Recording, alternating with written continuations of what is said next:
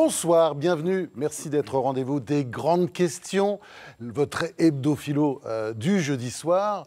Ce soir, on va s'interroger sur une grande question. Qui fait la loi?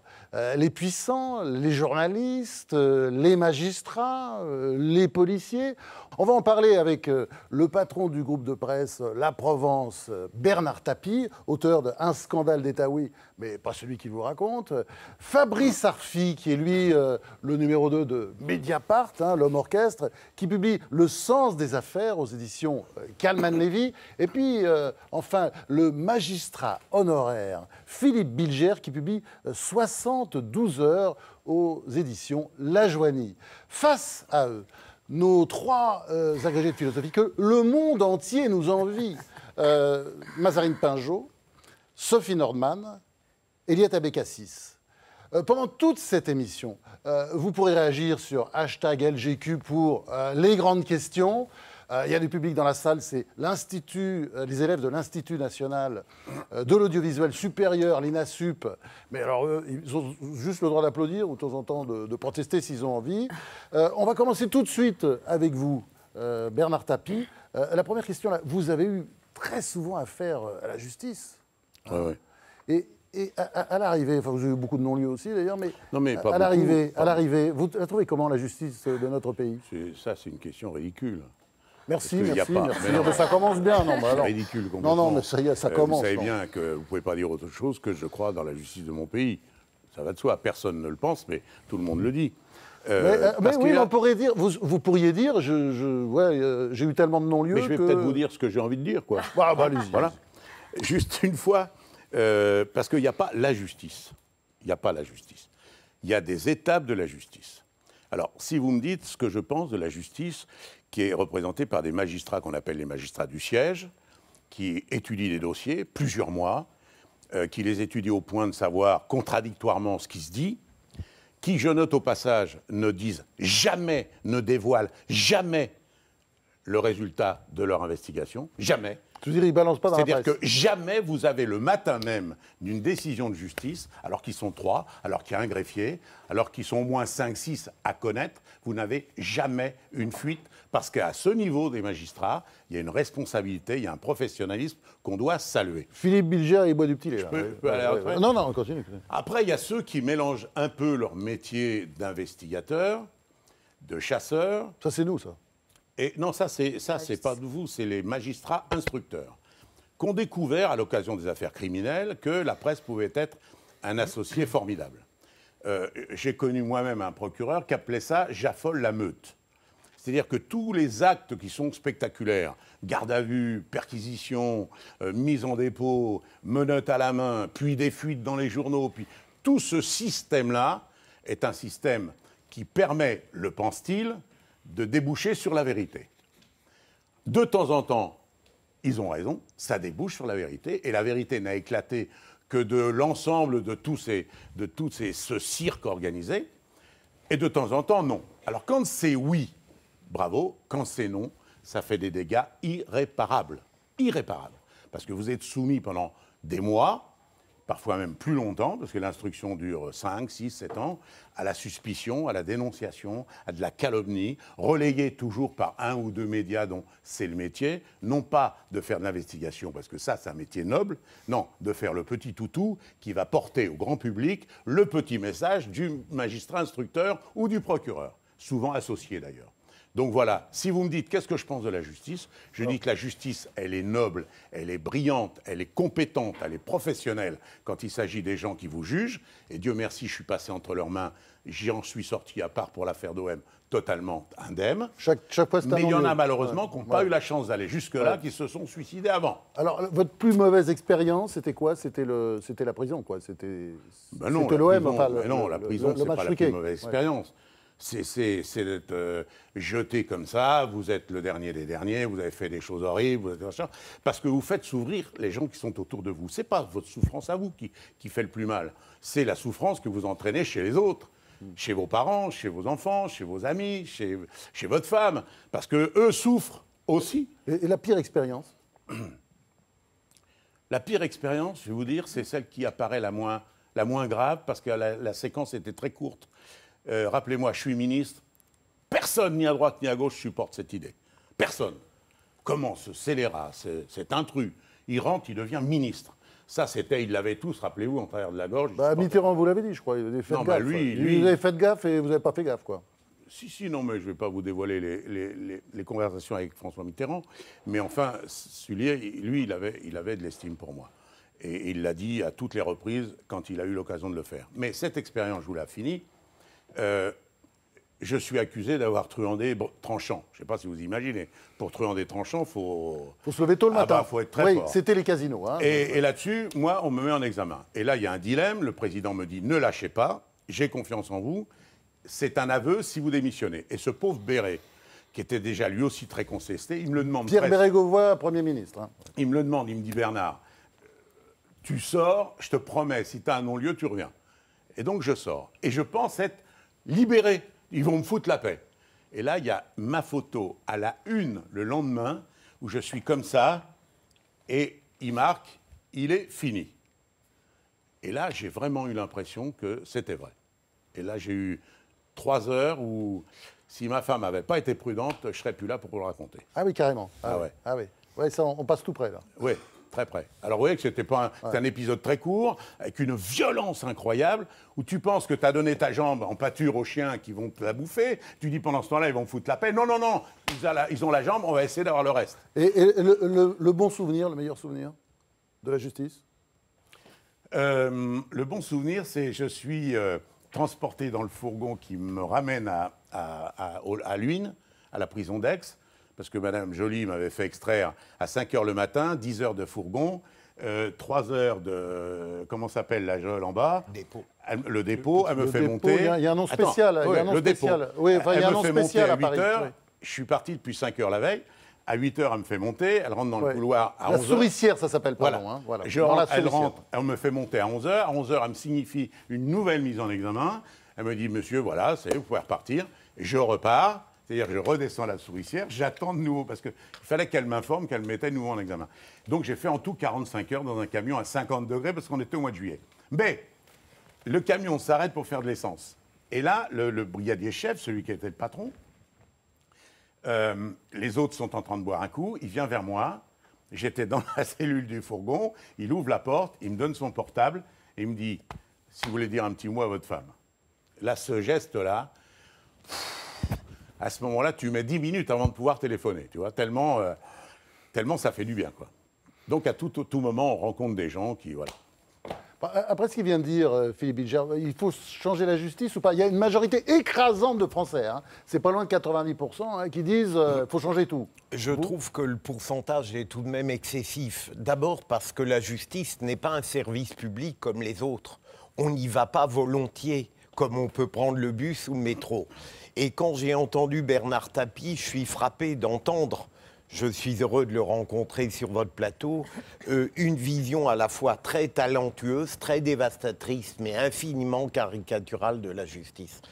Pour les juges du siège, je le rejoins, et je pense que vous avez totalement raison. Pour le parquet, et notamment pour les juges d'instruction, je pense que vous avez... totalement, ce serait trop dire, mais vous avez en grande partie tort parce que vous globalisez à partir d'expériences personnelles dont j'admets tout à fait qu'elles ont été dures, difficiles, traumatisantes, mais je pense que votre image de la justice, celle que vous développez et qui est d'autant plus redoutable que vous le faites avec un talent rare, est inexacte et fausse. Et notamment, j'ose le dire, depuis le mois de mai 2012. Bernard Tapie, une petite réponse? Je ne sais pas, mais tous les gens que je connais qui ont eu affaire à ces juges d'instruction-là, tous ont subi la même chose. Oui. Tous. Et je note en plus, comme vous le dites très bien, que ça s'est beaucoup accéléré depuis 2012. Tous, enfin les hommes médiatiques. Ah non, non, je parle des magistrats instructeurs qui utilisent maintenant, excusez-moi, la différence c'est quoi? C'est que les magistrats instructeurs utilisaient ce traitement-là que pour la haute criminalité. C'est-à-dire ceux qui les braquent, les voleurs, les voyous. Maintenant, c'est pour la haute criminalité financière. Pourquoi, depuis 2012, ça s'est accéléré? Je ne sais pas. Je ne peux pas dire pourquoi, mais c'est comme ça. Alors, Fabrice Arfi, le petit messager, le petit télégraphiste, là, vous pouvez les départager? Non, je ne peux pas les départager parce que moi, je ne suis pas ni dans un rôle ni dans l'autre. Et précisément, quitte à surprendre, je suis d'accord avec une partie de ce que dit Bernard Tapie. Contre Philippe Bilger. Non, pas contre. Mais non, ce n'est pas pour, contre. Mon Dieu, moi qui espérais être centriste entre les deux. Sur l'idée selon laquelle le journalisme dit d'investigation, encore faut-il s'établir sur quelle est la définition de l'investigation journalistique, ne doit surtout pas se résumer à être l'annexe du palais de justice, à se cacher derrière... Et puis du commissariat de police aussi. C'est une chaîne judiciaire, du procès verbal. Ça ne veut pas dire qu'il n'y a pas pour nous, journalistes, des choses intéressantes dans les dossiers d'instruction ou de ce qui peut se passer pendant une garde à vue, bien évidemment. Mais je défends très fort, personnellement, l'idée que le journaliste doit avoir une autonomie intellectuelle face aux événements. Un mot, Bernard Tapie, parce qu'on va poursuivre après. Non, mais le rôle des médias, c'est quoi? C'est lorsque, par investigation, par travail, ils arrivent à faire sortir des opérations, soit que personne connaissait, ou soit que beaucoup connaissaient, qui ne sortaient pas. C'était autrement dit comme ça. Et, je ne parle pas pour Mediapart en général, mais ce monsieur en particulier, il fait de l'investigation, ça veut dire qu'il cherche, et quand il a trouvé, il lâche plus. Mais il n'attend pas docilement dans son bureau qu'un juge d'instruction, qu'un manque du parquet, ou parfois d'un avocat, parce qu'il y a les deux, t'appelle en disant « Tiens, j'ai un truc pour toi », parce que ça, je me poserais la question si j'étais le journaliste. Mais pourquoi il me donne ça? Voire même les avocats des mises en examen parfois. C'est ce que je viens de dire. Donc ça, c'est à bannir. Parce que d'abord, ça ne sert à rien. Et ensuite, il y a une affaire qui me paraît utile, et je pense que le magistrat me donnera raison. À partir du moment où la justice est saisie, foutez-nous la paix, laissez-les travailler. Bah oui, c'est compliqué quand même. On va poursuivre. non, mais attends. Bernard Tapie, on va poursuivre parce que Éric Mata, maintenant, a une toute petite question minuscule à vous poser. Bernard Tapie, si comme les chats vous avez eu 9 vies, c'est que vous avez développé très tôt votre libre arbitre. Je laisse toujours sa part au hasard. Les portes restent ouvertes pour toutes les aventures, dites-vous. Et les aventures, comme les arbitres, ça vous connaît. Vous êtes Mandrake ou Mandrin, c'est selon, Machiavel et Maquignon. Il y a aussi du Monte Cristo en vous, mais un Monte Cristo tourné par Stallone. La virilité en bandoulière, les mots comme des orgues de Staline. Vous êtes doué pour la course au large, 10 fois coulé, 10 fois renfloué. Moins de 10% des Français vous croient honnête, mais 70% vous trouvent charismatique. C'est un truc que vous avez bien compris. Secrètement, ils se reconnaissent en vous. Faire face à l'acharnement, se battre face à l'hydre administratif, c'est Rocky Balboa contre les cravatés coincés. Et puis il y a Marseille, toujours. Vous la décrivez fière, comme un feu d'artifice d'ombre et de lumière. Et l'on se dit que vous parlez de vous. Vous jonglez avec les vérités, battleur d'une vie hors cadre. Le seul arbitre des inélégances, c'est vous.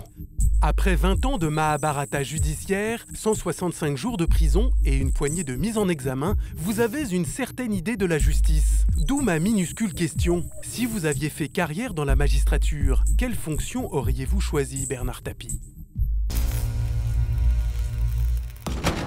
Ouais, quelle question Mais je trouve ça tellement nul que j'ai pas envie de répondre. C'est vrai? Le mec non, c'est pas nul. Mais c'est des clichés, il a beaucoup de talent. Arrête un peu. Ouais, mais il a du talent, pourquoi? Parce qu'il fait des... Tout ça, ça sert à rien. Ce sont des clichés qui, comme d'habitude, on prend les coupures de presse, machin. Je vais vous en donner une, tiens. Un des clichés qui ressort, plus maintenant parce que c'est plus la mode. On a fait de moi le fossoyeur de Manu France. Voilà la pierre qu'on a mis dans ma chaussure, qui est la plus grosse, c'est 2500 licenciements. 2500, hein. Et c'est connu, tout le monde, demandait à tous les journalistes, je suis le fossoyeur de Manu France. Voilà. Et si vous regardez... C'est sur le net, oui, c'est ça. Et sur Google, tu regardes, il y a 16 pages. À l'intérieur de ces 16 pages, il y a 3 journaux télévisés. France 2, TF1 et FR3. Et à l'occasion de ces journaux télévisés, les journalistes me disent « Alors, pourquoi vous n'avez pas repris Manu France ?» Et je dis « Je ne l'ai pas repris parce que j'ai proposé un plan extrêmement dur socialement, il y a 400 pertes d'emplois.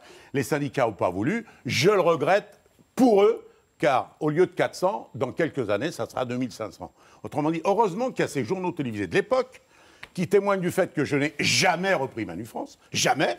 Jamais.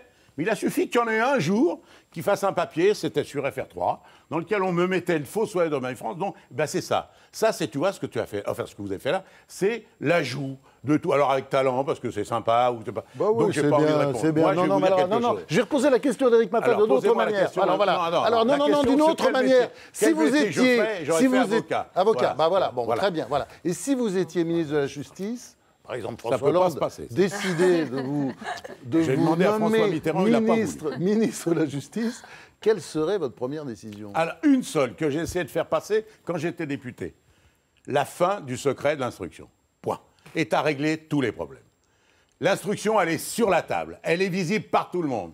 Pas que par les copains, pas avec une version contradictoire. Moi, je vais vous donner un exemple. Voilà, un seul. Et je ne parlerai d'aucune de mes affaires. Il y a un type qui était premier président de la Cour d'appel de Versailles, qui, depuis 1 an et demi, passe pour une fripouille, une canaille, un escroc, un voyou, un voleur. Il a tous les... Sont sortis contre lui des tas d'éléments. Il a été interrogé pendant 25 heures ou 35 heures.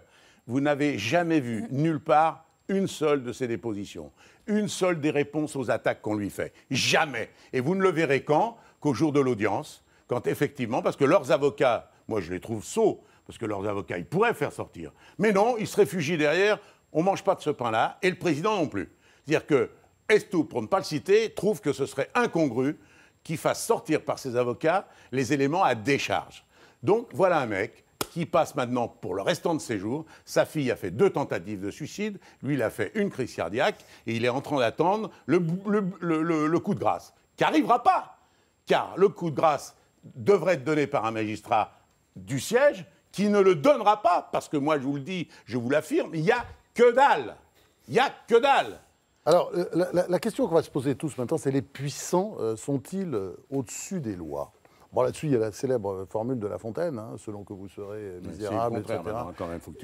C'est-à-dire, aujourd'hui, c'est les puissants qui n'ont pas de pareil, mais les puissants, ils ont des bons avocats. Je vais t'expliquer pourquoi. Les puissants, ils sont des bons avocats. Arrête. Je vais t'expliquer pourquoi. Si tu es gardien de but, tu préfères avoir en face de toi un junior de l'équipe d'Aubervilliers pour te tirer un pénalty, ou tu préfères que ce soit Zidane qui te tire un pénalty?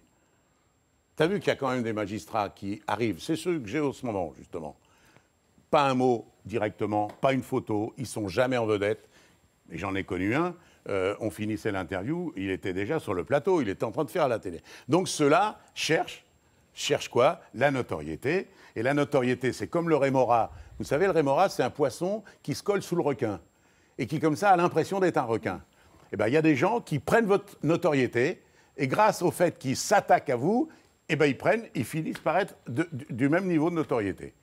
Dieu merci, il n'y en a pas beaucoup, mais ça existe. Bon, Bernard Tapie, je vais vous mettre maintenant entre les mains d'Eliette Abécassis.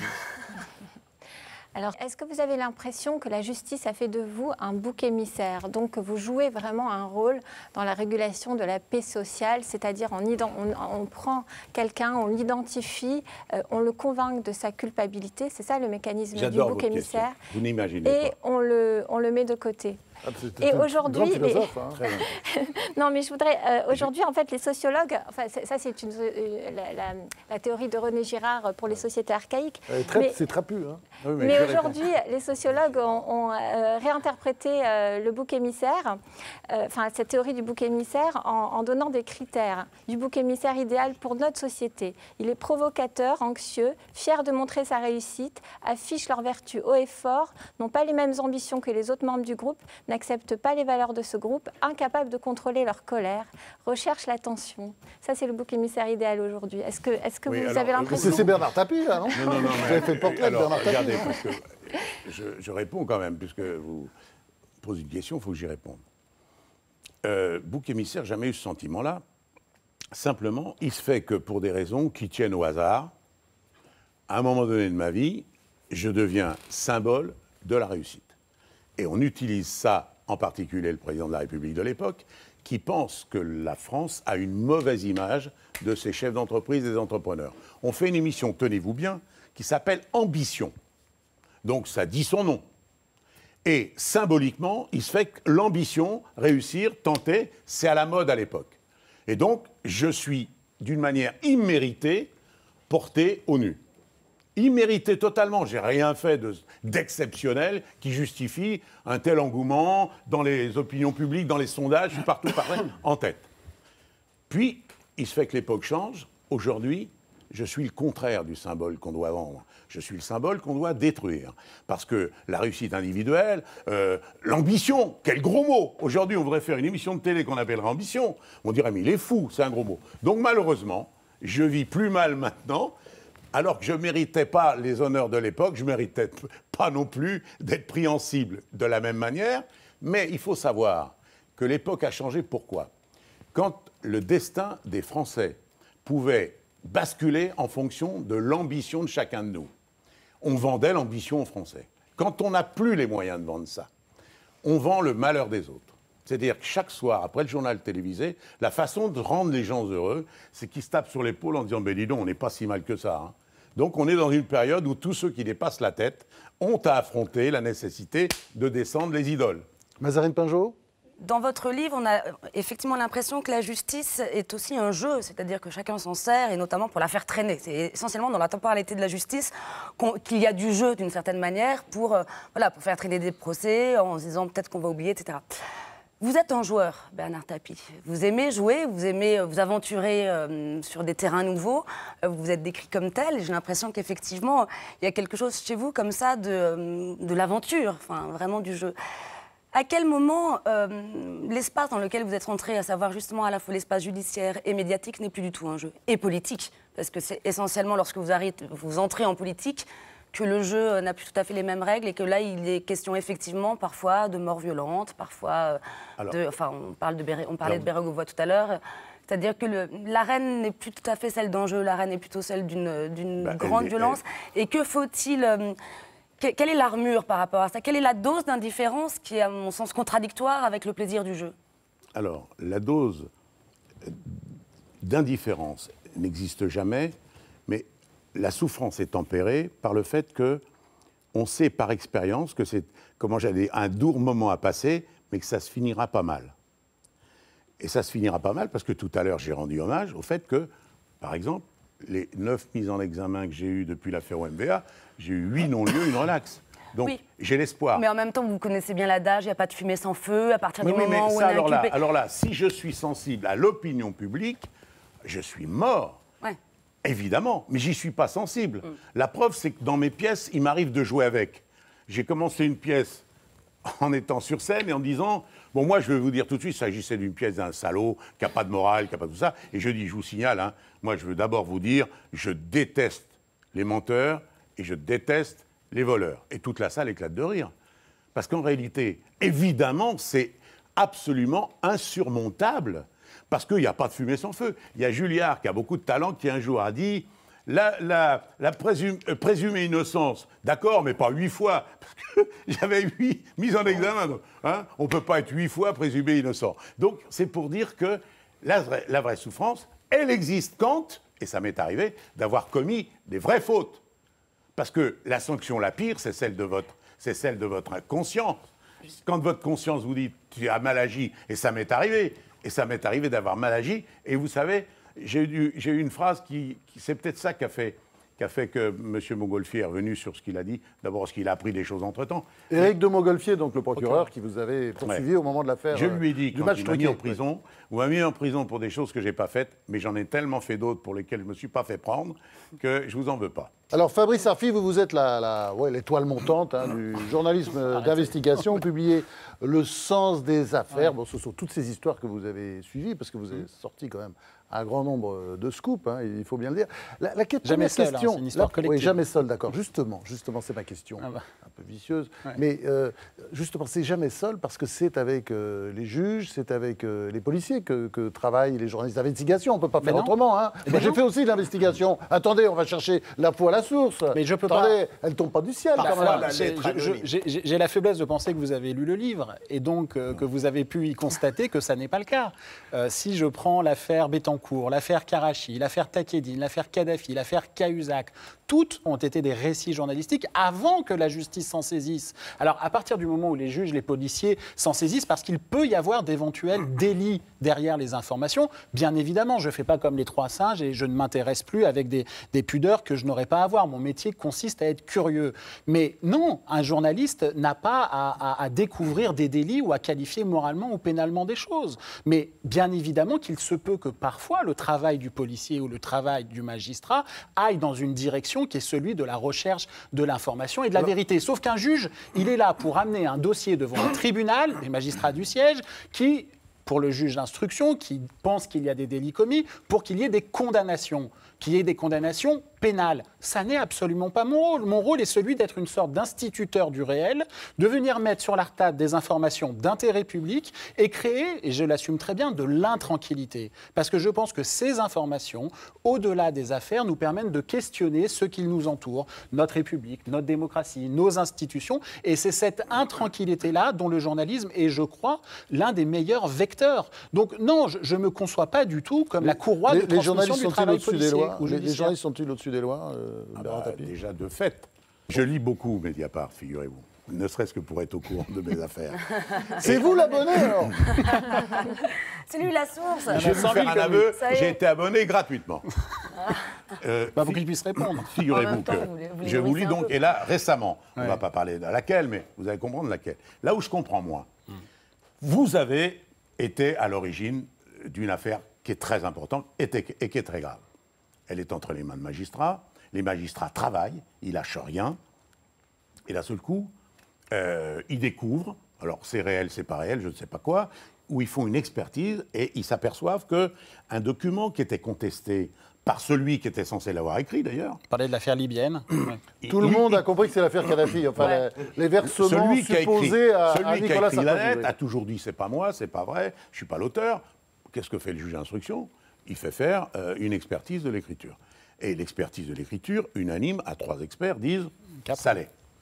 Bravo. Génial. Pourquoi, par contre, vous nous faites une page pour vous insurger que les autres médias l'ont pas repris ? En quoi ça vous dérange ? On n'a pas fait une page pour nous insurger. C'est simplement parce que moi, je n'ai pas une vision corporatiste de mon métier. Et donc, ça m'intéresse aussi la fabrique de l'information. Et c'est pour ça, notamment, que j'ai fait aussi ce livre. C'est un tout petit peu de sincérité pour créer de la confiance avec le lecteur. C'est comment l'information vous arrive à nous tous, comme ça, entre les mains. Comment ça se fait ? Alors, évidemment, il y a des choses que je ne peux pas dire. Et vous avez dit qu'il y a le secret des sources. Moi, je pense qu'il n'est pas assez protégé, le secret des sources, en France, contrairement au canon européen. Mais pourquoi ? Mais parce que je trouve qu'il est normal de pouvoir interroger pour qu'il y ait un débat tranquille. Mais comment une information arrive dans le débat public ? Pourquoi on pense que les gardes à vue de Nabila sont plus importantes que l'authentification d'un document qui nous parle de la corruption d'une dictature vers... Voilà, donc j'ai la faiblesse de penser que vous auriez aimé que ce document fasse son œuvre, c'est-à-dire arrive à convaincre toute l'opinion publique que vous avez raison et que votre enquête elle est bonne et que le juge ça. C'est-à-dire vous avez été agacé non pas. Vous avez été agacé que ça prospère pas. Oui. Non, mais non, pourquoi vous avez fait votre boulot. C'est une faiblesse que j'assume. Ah oui, d'accord, mais on est d'accord. Il n'y a pas de difficulté donc ça veut dire que. Vous voyez, les journalistes peuvent faire l'autocritique parfois, Bernard Tapie. Question maintenant de Sophie Norman qui remplace cette semaine Géraldine Mühlmann. Oui, alors peut-être pour revenir à la grande question de l'émission, parce que je pense qu'elle se pose tout particulièrement pour vous, les journalistes. Vous avez un beau palmarès, bravo. Hein, vous faites éclater une affaire par an, à peu près en moyenne, hein, depuis que vous êtes arrivé à Mediapart. Il y en a eu des bonnes, hein, Cahuzac, tout ça. Ah oui, il y a eu Cahuzac. Si on ne s'était pas battu pour Cahuzac, Karachi, Bettencourt. Et vous nous expliquez qu'en plus, vous participez d'une mission d'intérêt général, mission d'intérêt public, et que dans cette mission, il y a des choses qui vous aident et puis il y a des choses qui vous entravent. Alors, ce qui vous entrave, par exemple, c'est les accusations d'atteinte à la vie privée. Ouais. Et ce qui vous aide, c'est la protection des sources de l'information. Donc, en fait, si je comprends bien, le secret de l'instruction, le secret de la vie privée, pourquoi pas le secret médical aussi, bref, tous les secrets devraient être violés, finalement, sauf un seul, le secret des sources, c'est-à-dire le vôtre. Ah non, pas du tout. Ah non, je suis pas... Non. Moi, ne doivent être publiées, ne doivent appartenir au débat public que les informations d'intérêt public. Alors, on peut avoir une discussion oui, sur... Mais on est au cœur de l'intranquillité. On est au cœur de l'intranquillité qu'il faut définir. Voilà. L'intérêt public il y a 40 ans n'était pas le même qu'aujourd'hui. Hein. La fraude fiscale de quelqu'un il y a 50 ans, on considérait que c'était de la vie privée. Aujourd'hui, beaucoup moins. Bon. Mais les pratiques journalistiques, c'est-à-dire ce qui se passe chez les journalistes, il n'y aurait pas de corruption chez les journalistes? Bien sûr que oui. Les journalistes ne sont pas des personnages publics. Mais moi, je ne réponds que de ce que j'écris. Pourquoi est-ce que les journalistes devraient être protégés par ce secret-là? Mais ce n'est pas les journalistes qui sont protégés. C'est pas les journalistes qui sont protégés, c'est les citoyens. Le secret des sources, c'est pas un petit privilège corporatiste des journalistes, le petit doigt derrière lequel on se protège pour écrire n'importe quoi. Vous êtes approuvé par Philippe Bilger. Mais attendez, les journalistes, ce ne sont pas les journalistes qui sont protégés, mais les sources. Mais néanmoins, un journaliste qui fait une enquête et qui se trompe, non pas qu'il dise n'importe quoi, mais qui se trompe. Quelle est la sanction? La diffamation, la loi de 1880. Non, arrêtez, la diffamation, on n'y va jamais en diffamation. Juste une erreur. Je ne dis pas une diffamation, une erreur. Mais bien sûr. Il n'y a pas de contre-pouvoir à ce contre-pouvoir. C'est faux, écoutez. Mais juridiquement, ça existe. Mais personne ne fait des procès en diffamation parce que c'est extrêmement difficile de légaliser. Réponse de Philippe Bilger. Écoutez-moi, on écoute vous.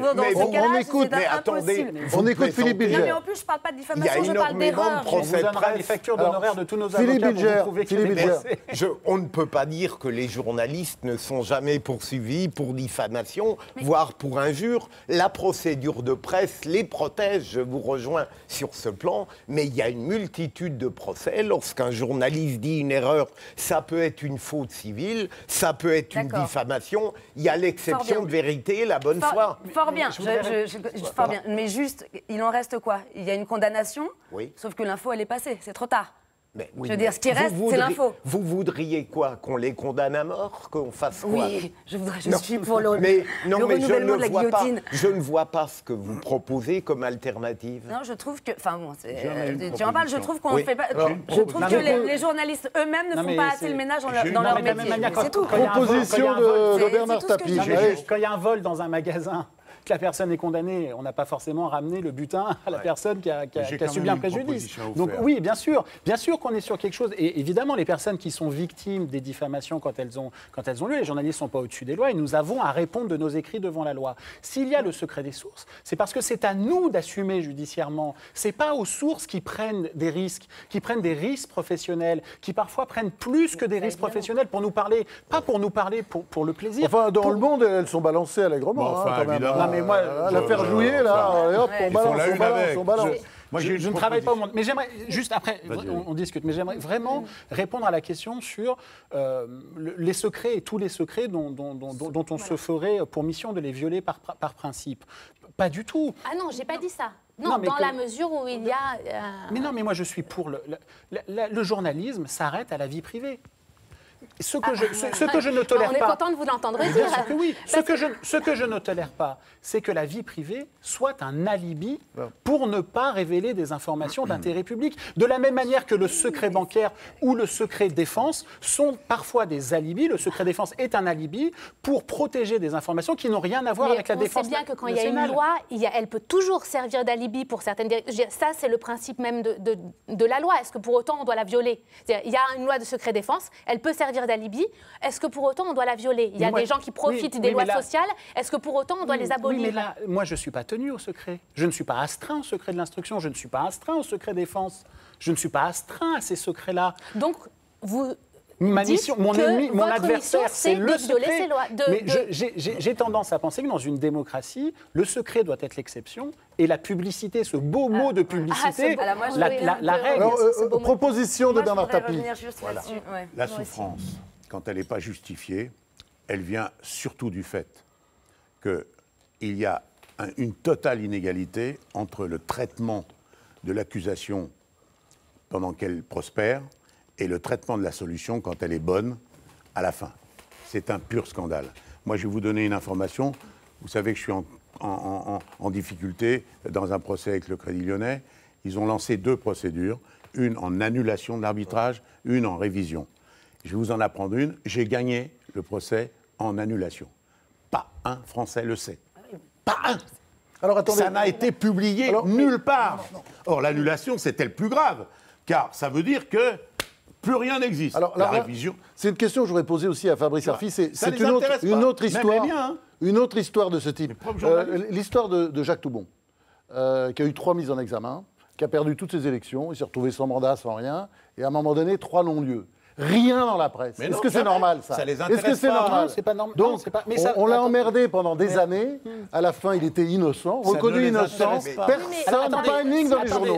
Est-ce que c'est normal? Fabrice Est-ce Arpi. que je pense que les grandes questions ne doivent pas être caricaturées. Je veux dire, non-lieu, ça veut tout et rien dire. Mais bien sûr. Non. Vous, quand il y a un non-lieu, Ah non, c'est pas parce qu'ils ça, n'ont pas non, pu le non. prouver. Est-ce que je Voilà.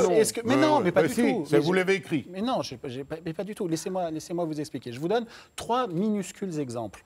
L'affaire des Irlandais de Vincennes. Comment la cellule de l'Élysée, sous François Mitterrand, a forgé des fausses preuves pour accuser des gens d'un attentat dont ils n'étaient pas les auteurs. Gravissime, documenté, établi. Conséquences judiciaires, procédure annulée. Rien, pas de condamnation. C'est la justice, Mais c'est la ça veut pas dire que les faits n'existent Mais pas. t'as pas le droit Mais de c'est la dire, justice. on le dit quand C'est même la parce que justice. ça existe. Alors, bien sûr que oui. Alors, Deuxième c'est là, vous exemple. voyez, il y a Deuxième plus la exemple. justice. Deuxième Je exemple. suis de votre avis.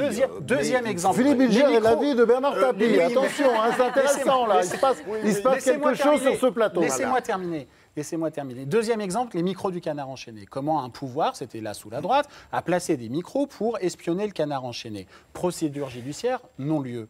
Est-ce que pour autant, il n'y a pas eu de micro posé au Canard enchaîné? Dernier exemple, l'affaire Bettencourt. Non, mais là, Nicolas c'est Sarkozy. sophistiqué. Mais non, mais c'est pas. Mais c'est Nicolas sophistiqué, Sarkozy, là. Nicolas Sarkozy est poursuivi pour un délit, l'abus de faiblesse. Bah oui, mais il n'y a pas de Non-lieu. preuve, il n'y a pas de preuve. Attendez, mais il n'y a pas de preuve. Donc vous dites que la justice ne Mais non, fonctionne pas. mais en laissez-moi fait. finir. Qu'est-ce que les juges ont écrit dans l'ordonnance qui blanchit sur l'abus de faiblesse Nicolas Sarkozy? Les juges ont écrit « Nous avons les charges contre Nicolas Sarkozy sur le financement politique ». Alors, pourquoi n'a-t-il pas été mis en examen? Parce que les faits étaient prescrits. Moi, ce que je dis, c'est bien sûr non-lieu pour Nicolas Sarkozy pour l'abus de Enfin, faiblesse. dans le cas de Toubon, pour revenir là-dessus, Oui, mais moi, vous Toubon, savez je très connais bien pas. qu'il était blanc comme Mais j'ai neige, pas tout le écrit monde le dessus. sait. Alors, Mais moi, c'était je une sais affaire pas, je sais montée. pas, je sais C'était pas. une affaire Moi, je montée. voudrais revenir sur Non, ça. Sophie Sur Norman. les- sur les Sophie échos. Norman. sa décision quand elle accuse, Oui. et on doit se foutre complètement Non, de la décision. Non, parce que, attendez, vous dites quand même, Alors, pardon, Sophie Valérie, Norman. Pas du tout, vous dites quand pas du même tout, que pas vous du tout. œuvrez pour la démocratie, etc., pour le progrès de la démocratie seulement. La leur. Vous avez une assez étrange C'est la manière nôtre, hein. d'y Ouais, œuvrer, non, c'est puisque laquelle vous y œuvrez uniquement en alimentant sans cesse la haine des hommes politiques, Exactement. en les traquant, en les laissant tomber. Alors, est-ce que ça ne serait pas Quelle une haine on alimente manière Quelle d'aider la haine on démocratie? alimente Parce que tout ce qui mérite pour vous d'avoir un écho, c'est justement quand il y a des affaires. Non, Or, pas quand du il y a des tout. non-lieux, L'environnement, non, mais la si. santé, Est-ce non, qu'il serait il y a pas, pas est-ce que que les ça serait affaires. pas, Moi, c'est mon est-ce que petit je peux domaine. terminer Non, non, laisse Est-ce terminer, que on ça la laisse serait pas terminer. aussi une bonne manière d'œuvrer pour la démocratie, justement, de donner aussi écho aux informations quand il y a, ça arrive aussi, des hommes politiques qui sont honnêtes.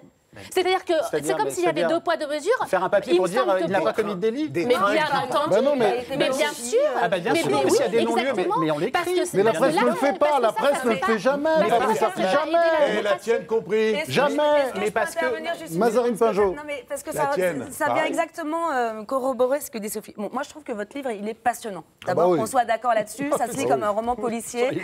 C'est oui. fascinant. Non, mais Il a sérieusement. beaucoup de talent. Mais bien pour sûr, revenir à quelque d'accord. chose et qui corrobore totalement ce que vient de dire Sophie et qui, on va dire, qui est un petit peu... puisque vous utilisez le concept de publicité, cher à Kant, et qui est effectivement le fondement démocratique au sens justement de la publicité, ce qui doit être public, le lieu du commun. Est-ce que vous n'avez pas l'impression, et toute l'équivoque dans votre démarche, à mon avis, se situe très exactement là, que à brandir le concept de publicité, vous en oubliez justement sa dérive, à savoir la publicité, mais au sens contemporain du terme. C'est-à-dire que vous êtes dans une recherche de la vérité. Certes, on ne va pas vous le reprocher. Recherche de la vérité, mais est-ce que vous avez conscience que lorsque vous débusquez une affaire, lorsque vous arrivez à trouver un scoop, mais fort bien mené, vraiment ça, on ne peut pas dire le contraire, cette affaire-là va être récupérée de toute façon par des médias dont vous ne faites peut-être pas partie, mais qui va alimenter un autre marché qui est le marché de l'information. Et que votre vérité va se déplacer de toute façon et prendre une autre valeur qui est celle du buzz. Et qu'en fait, on s'en fiche presque de votre vérité. Et que de ce fait-là, en rentrant dans ce marché, dans cette économie qui n'est pas la vôtre, enfin en tout cas qui n'est pas votre objectif à vous, elle est dénaturée de ce fait. Et donc il faudrait taire les affaires que nous pas découvrons. du tout. Ce que je veux dire, dire, c'est que la recherche de la vérité, qui est votre objectif, il faut peut-être la mettre dans quelque chose de plus global, qui serait une réflexion sur ce que sont les médias aujourd'hui, et notamment la façon dont on utilise les informations qui n'est pas au profit de la vérité, qui est au profit de la médiatisation dans son pire sens, et qui est au profit de la publicité dans son sens contemporain, et non pas de la publicité dans son sens kantien. Réponse de Fabrice Arfi. Alors, moi, je ne suis pas les médias. Je ne suis pas les médias. Oui, je suis un journaliste.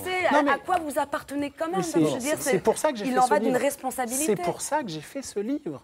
C'est pour expliquer à main gauche comment je travaille, comment nous travaillons à Mediapart pour défendre ce journalisme d'initiative, et à main droite, essayer de prendre modestement un peu de hauteur vis-à-vis des affaires, au-delà des faits et des personnes dont elles parlent, pour comprendre ce que ça nous dit de notre époque médiatique, judiciaire, culturelle, institutionnelle et politique.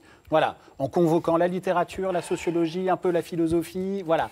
Bon, donc c'est précisément ce que j'essaye de faire. Je n'ai pas la réponse à votre question, mais si votre question c'est, quand vous sortez une affaire, il y a un mauvais buzz qui se fait, il y a des intérêts particuliers qui le récupèrent. Qu'elles vont être récupérées de cette façon-là, vous ne pouvez pas être naïf non, au point de savoir. Je ne sais pas. Moi, Jérôme Cahuzac, quand je découvre ses comptes cachés, je ne me pose pas la question de savoir, une fois que l'information est vérifiée, je la mets sur la place, et est-ce que ça va servir tel ou tel intérêt? Ça a surtout servi l'intérêt, je crois, public, de savoir que celui au gouvernement qui était chargé de lutter contre la fraude fiscale était un fraudeur fiscal. On va passer maintenant à Philippe Bilger, qui a beaucoup de choses à dire sur les juges, parce qu'on a des questions aussi à poser sur les juges, qui publie un livre, donc 72 heures. Et pour commencer, Éric Mata vous a concocté une minuscule question. J'espère qu'elle vous plaira plus que celle qui a été posée à Bernard Tapie.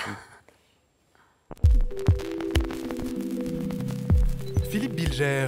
Au commencement était le verbe, et l'ivresse d'en jouir librement. La liberté d'expression vous est plus précieuse que les dommages qu'elle peut causer. Pendant 40 ans, vous fûtes furieusement fidèle à cet idéal. Au milieu de l'arène judiciaire, vos réquisitoires portaient aussi ce souffle iconoclaste, une attention particulière portée à l'écoute des accusés. Peut-être est-ce en souvenir de votre père, condamné à 10 ans de travaux forcés pour collaboration. Vous en avez tiré une détestation du crime sans jamais de mépris pour l'accusé. Vous avez requis contre Émile Louis, Youssouf Fofana, Bob Denard, pour n'en citer que quelques-uns. Lors du procès de François Besse, l'ancien complice de Mérine, vous demandez 13 ans. Pour justifier votre clémence, vous citez Paul Valéry. La fonction la plus élémentaire de l'être humain, c'est de créer de l'avenir. Votre blog Justice au singulier est votre havre de paix, la décontraction de votre esprit anard de droite. Vous adorez distribuer les bons points. Van Ruymbeck, le plus grand magistrat français. Dupond-Moretti, le plus grand avocat criminel. Alliot-Marie, une calamité. Dans 72 heures, votre dernier roman, vous canardez la justice en vous plaçant du côté de l'accusé pendant les 3 jours de son procès d'assises pour le meurtre de sa maîtresse. On y retrouve votre détestation de l'hypocrite vanité des Jean Moulin du dimanche. Pour vous, il n'y a pas de bon avocat sans morale. D'où ma minuscule question. Quelles sont les qualités qui font un grand magistrat, Philippe Bilger ? Alors, réponse ? Les qualités qui font le grand magistrat, c'est d'abord de savoir qu'il ne l'est pas par principe. Deuxièmement, c'est les qualités de doute, d'incertitude, d'intelligence et, je me permets de le dire, de culture générale. Et puis, profondément, d'humanité. On peut juger, on peut condamner dans tous les registres du droit en respectant.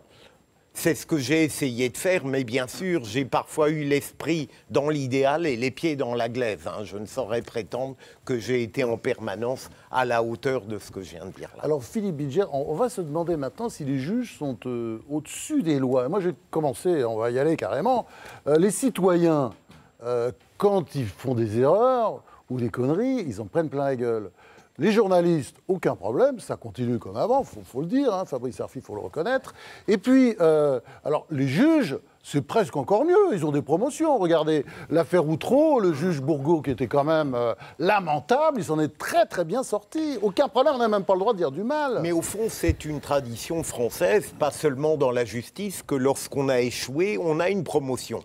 C'est assez classique, je pourrais donner des exemples bien au-delà de la justice. Donc, il faut faire des bêtises pour réussir dans l'administration française, ça a été dit par un magistrat honoraire. Mais je le pense profondément, la manière la plus élégante de se débarrasser s'embarrasser de la médiocrité, c'est de la promouvoir. Mais plus sérieusement... Vous avez des noms Ah, mais je pense que, par exemple, les chefs de la cour de Douai, lors de l'affaire Doutreau, pouvaient avoir une responsabilité dans le contrôle, mais non, il est normal, on les a promus.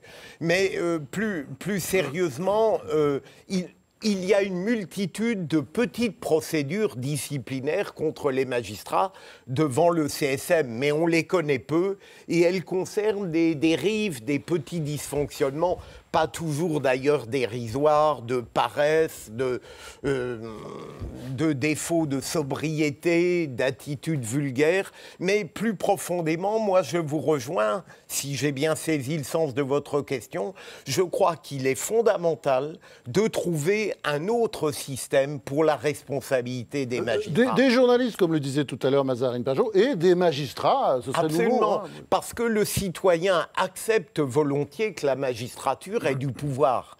Il ne supporte pas, il a raison, que ce pouvoir apparaisse sans réelle contrepartie. Moi, j'irais jusqu'à soutenir, mais les syndicats m'en voudront, mais c'est pas grave, qu'au fond, il faudrait concevoir un système de responsabilité qui mettrait en cause parfois les pratiques judiciaires lorsqu'elles sont tellement déconnectées de la rationalité et du bon sens qu'elles ne peuvent plus être protégées par les recours. Alors vous savez quoi, il y a Bernard Tapie, pendant que vous parliez, il faisait ça, comme ça. Oui. Alors je vais finir par m'inquiéter peut-être. Oui.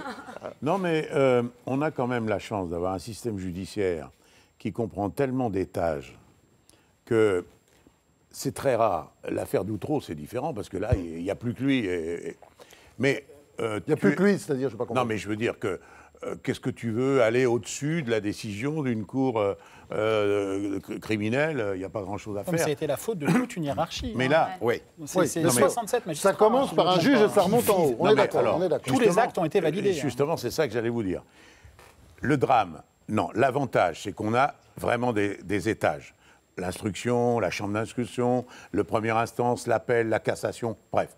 C'est quand même rare de trouver toute la chaîne judiciaire qui se trompe. Là où ça devient grave, c'est quand ils font du corporatisme. Et c'est souvent le cas localement. Le monde à l'envers, maintenant, c'est Philippe Bilger qui opine tout le temps. Et ça ne peut être le cas que lorsqu'on est dans un environnement fermé. Je ne veux pas dire la province, mais c'est quand même ça. Et que tout le monde... Paris aussi, c'est fermé. Attends. Non, mais attends, excuse-moi, si tu veux être d'accord avec tous les magistrats... Il y a des corporatismes multiples, hein, là, pas seulement la ils sont magistrature. entre eux, ils se côtoient, ils sortent entre eux, ils ont une mauvaise habitude de se couvrir. C'est-à-dire que ça part du premier étage, et pour arriver à changer l'opinion, le jugement du premier étage au deuxième, oh, Dieu merci, il y a la Cour de cassation qui intervient en dernier. Moi, je crois qu'une nouvelle responsabilité serait d'autant plus utile qu'en réalité, on voit la magistrature accablée en gros, alors que si on avait le courage de dénoncer des pratiques choquantes, dévastatrices au détail, eh bien, le rapport du citoyen avec la justice serait bien meilleur. Évidemment. Mazarine Pinjot. Oui, alors Philippe Bilger, moi, il y a quelque chose qui m'a intéressée, amusée, interpellée un petit peu. Vous êtes un peu un représentant de la libre parole. Hein, oui, absolument. Et vous en avez même fait une école, je crois, hein, l'école de la parole. Voilà. Hein, c'est comme ça que vous l'avez intitulée. Absolument. Autrement dit, et c'est tout à fait logique pour un avocat, vous réhabilitez la sophistique, c'est-à-dire l'art de parler, l'art de convaincre, indépendamment du vrai. Enfin, en tout cas, c'est ça la définition de la sophistique. Mais par ailleurs, vous revendiquez aussi haut et fort la question de la vérité. Oui. Alors, hein, on parle beaucoup de la vérité dans ce débat, parce que je pense que c'est quelque chose de tout à fait intéressant et actuel, parce que on parle de vérité, mais on ne sait plus trop de quoi il s'agit. Et en l'occurrence, moi, il me semble qu'il y a une contradiction absolue entre la sophistique et la vérité, puisque la sophistique est là Alors la précisément... sophistique, il faudra m'expliquer quand même, Mazarine Pinjot. C'est une école antique qui cherche à travailler sur la parole, sur la rhétorique, pour pouvoir convaincre indépendamment de la vérité ou de la fausseté, ce qui est le rôle d'un avocat. Bernard Tapie, qui est philosophe également, dit qu'il y a un rapport avec l'esthétique. Hein, c'est vrai. Oui, d'une certaine manière, c'est le maniement de la parole, etc. Mais donc, qui est en total désaccord avec la question de la vérité. Il s'y connaît aussi en philosophie. Et c'est même pour ça, c'est pour la raison pour laquelle Socrate, qui est en recherche de la vérité, va s'opposer radicalement aux sophistes, qui eux se soucient relativement peu de la vérité. Alors, expliquez-moi cette contradiction, parce qu'il y a quelque chose que je ne comprends pas. Si vous me le permettez, il n'y a pas de contradiction, parce que je n'ai jamais voulu enseigner la sophistique et je n'ai jamais voulu être avocat, précisément parce que j'attache trop d'importance au rapport entre la parole et la sincérité. La parole, la parole, si vous me la parole, je la distingue radicalement dans l'enseignement que je donne de l'éloquence. L'éloquence, c'est trop souvent le moyen de dissimuler sa pensée. Pour moi, la parole que j'enseigne, c'est celle qui est authentique, sincère, parce qu'elle émane d'une personnalité elle-même authentique et sincère. C'est le contraire de la sophistique. Donc la vérité, c'est la sincérité. Alors, c'est encore un autre... Je n'aurais pas la présomption de dire que j'enseigne la parole, et bien sûr, chacun ensuite en tirera ses conclusions.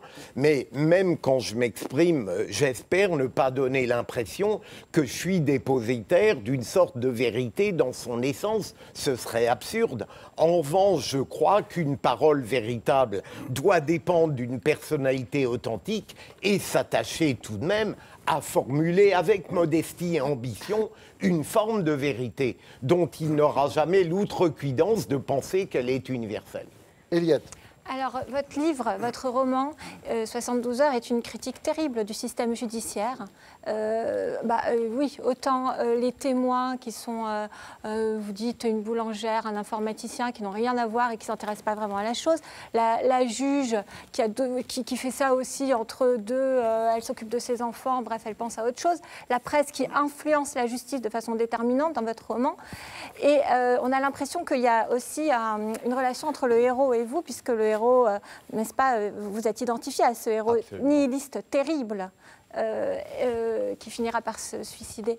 Est-ce que vous avez fait votre carrière dans la justice quelque part par détestation de la justice non, pour ce qu'elle a fait à votre père? Non, je ne crois pas. Mais j'ai compris plus tard à quel point mon père m'avait marqué, notamment dans le portrait qui a été fait, dans la volonté de ne jamais mépriser les accusés, même qui avaient commis le pire. Probablement, j'avais dans mon esprit l'image du réprouvé. Mais je ne vous rejoins pas, si vous voulez, où je suis entré non pas dans la justice par effraction, mais je voulais faire tout autre chose.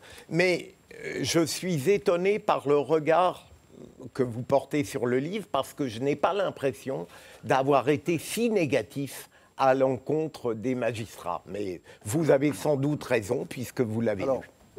Bernard Tapie, au fond, tout le monde est au-dessus des lois, sauf les citoyens. C'est bien ça, si j'ai bien compris cette émission. Ça va de soi qu'il y a plus de délinquants chez les citoyens lambda que chez les magistrats, quand même. Hein. Non, mais la loi ne s'applique pas ni aux journalistes, ni aux juges. Non, il n'y a pas de protection. La preuve. Vous avez 2 journalistes qui se sont fait connaître depuis pas mal de temps pour être des investigations de premier plan et des vedettes. Au point que leur journal, qui est censé être un journal de référence, est parti en vrille complètement en faisant des titres « La preuve de l'escroquerie », c'est-à-dire des titres qu'on n'aurait jamais... Quel journal je ne sais plus, journal qui se vend l'après-midi. Vous voulez parler du Monde. Et donc, ils sont partis en vrille, etc. Bon, ces 2 garçons font leur boulot tel qu'ils le pensent, tel qu'ils le ressentent, etc. Et eux-mêmes, ont mis le pied sur une marche sur laquelle il ne fallait pas aller. Là, récemment... Ils se retrouvent dans un merdier. Ils ont balancé leurs sources. Non, ils sont allés à l'Élysée. Ils étaient en train... Les gens, d'un seul coup, découvrent... Ah, mais attends, ces investigateurs sont à l'Élysée, à la chancellerie, d'un seul coup, ils prennent conscience. Bah, évidemment, ils n'allaient pas chez les éboueurs de Courbevoie pour aller chercher les... Donc, il a suffi, surtout qu'ils deviennent vedettes. C'est-à-dire que malgré eux, parce que c'est pas ce qu'ils recherchent, j'en suis sûr, de passer à la télé, machin, et ils se prennent une volée de bois vert monstrueux. Ça veut dire quoi? Que tout métier confondu. On est dans une société aujourd'hui où il ne faut pas dépasser la tête. Que tu sois magistrat, que tu sois journaliste, que tu sois n'importe quoi. Si tu dépasses ta tête, tu peux être sûr qu'il y a la guillotine pas loin. Bah, on va essayer de ne pas la dépasser maintenant. Hein. C'est ça la conclusion en fait de l'émission. Il faut restons tranquilles. Rasons les murs. Rasons les murs. Le livre de Fabrice Arfi, c'est alors c'est le moment maintenant, le moment rituel de la question Babachou. Ça veut dire en vieux marseillais, vous savez ça, Bernard Tapie, ça veut dire la question conne. Oui. Hein, bon, c'est moi qui la pose. Alors, cher Bernard Tapie, ceci n'a rien à voir. C'est le meilleur d'ailleurs dans cette guerre. Oui, ceci n'a rien à voir avec ce qu'on vient d'entendre, mais enfin voilà, je vous déteste. C'est ce que je me disais l'autre soir quand je faisais les poubelles devant le palais de justice avec mes potes Edoui Plenel, Fabrice Arfi, Fabrice Lhomme, Gérard Davet, etc. Je suis comme toutes les élites de ce pays. Les journalistes aigris, les magistrats malveillants, les banquiers vengeurs, les politiciens en quête de célébrité, les inspecteurs de police mal embouchés. Je suis comme tous ces gens-là. Je vous hais. Je vous hais. Il faut me comprendre, Bernard Bellegueule, avec votre petit sourire. À peine sorti de votre banlieue, vous avez fait tout ce que je rêvais de faire dans la vie. À peu près tout, hein. Chanteur, avec des tubes comme Je les aime toutes, hein, oui. Pilote de course, pionnier du bio, playboy, homme d'affaires à succès, animateur télé sur la 1, pas sur la 5, navigateur, détenteur du record de la traversée de l'Atlantique Nord en monocoque, ministre de Mitterrand, propriétaire de l'OM, roi du Tour de France, acteur de théâtre, de cinéma, et maintenant patron de groupe de presse. Un cumulard, en plus, toujours de bonne humeur, même quand il est en colère. Alors, certes, vous avez fait de la prison, hein, quelques jours de prison, enfin plusieurs jours de prison. 9 mois. Ouais. Bon, mais la nuit, quand je pense à vous, j'étouffe. Je m'étrangle de rage, de haine, d'envie avec cette question Babachou qui court dans ma tête. Et moi, alors pourquoi je n'ai pas eu cette vie-là, moi Pourquoi Dieu, Yahvé, voilà, quel que soit son nom, laisse-t-il faire ça? J'en ai marre qu'on me retire les frites de la bouche, même quand je viens de me gaver de caviar chez Guy Savoy. Voilà. Je vous laisse réfléchir là-dessus jusqu'à la semaine prochaine. Il reste juste une petite chose. Le seul exploit que j'ai réussi dans la période dans laquelle on vit, c'est d'être marié avec la même femme depuis 42 ans. Ah oui, c'est une exception. Hein, et ça, c'est mon plus grand bonheur, et c'est un exploit aujourd'hui. Si j'en crois les statistiques. Pour elle, surtout. Oui. Bravo à elle, bravo à elle. Alors, je rappelle les titres de vos livres. Philippe Bilger, c'est un roman judiciaire, un suspense, ça se passe au tribunal. 72 heures, voilà, il y a peut-être des similitudes avec... Oui, voilà, clairement. je pense, hein, oui, il y a peut-être... Les portraits à clé sont délibérés. Voilà, donc c'est aux éditions La Joigny. Fabrice Arfi, Voyage au bout de la corruption, ça s'appelle Le sens des affaires, et on est derrière, hein, dans le secret du journaliste, aux éditions Kalman Levy. Et puis vous, Bernard Tapie, Un scandale d'État, oui, mais pas celui qu'il vous raconte, ça c'est aux éditions Plomb. En attendant, le livre suivant, je crois quelque chose en préparation, j'ai cru savoir. Oui, il y en a un là en cours. Bon, on verra. C'est quoi? Non, on ne peut pas savoir, non. C'est les gens qui ont souffert de ce qu'on a dit d'eux et de la manière dont après on les a remis dans leur habilité, mais c'était trop tard. Vous pensez à Bernard Tapie ou non? Non, je ne parle pas de moi là-dedans. Bon. Merci, cette émission est terminée. On se retrouve la semaine prochaine, même jour, même heure, pour une nouvelle édition des Grandes Questions. C'est le jeudi à 21h40. Et la semaine prochaine, ce sera avec Alain Finkielkraut. À la semaine prochaine.